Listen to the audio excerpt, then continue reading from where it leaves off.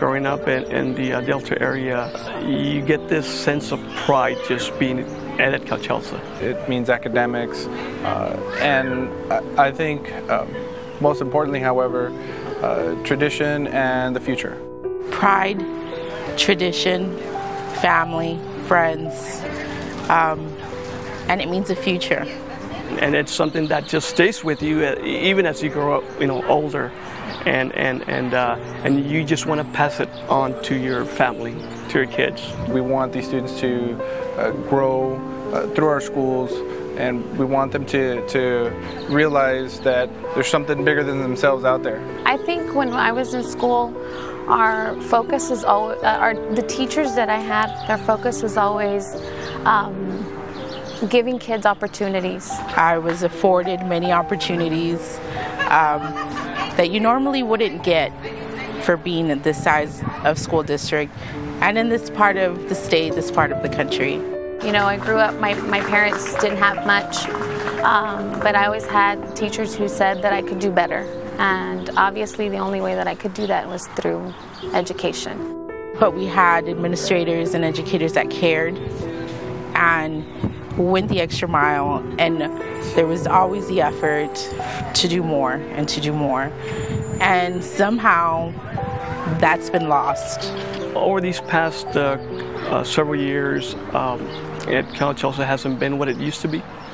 That so-called jacket pride is I'm not gonna say it's no longer there, but it's morale is so low that people are just wondering what's gonna happen now. All we hear is new construction and new construction, and we have many of our schools that have been condemned. We still don't know how we went from a $7 million budget to a -10, but during the whole process we did see how the leadership over-employed individuals because of whatever political reasons. We have an elementary without a library.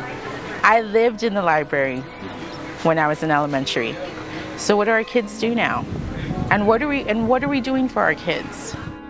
Will we lose our school district, or we'll be able to continue?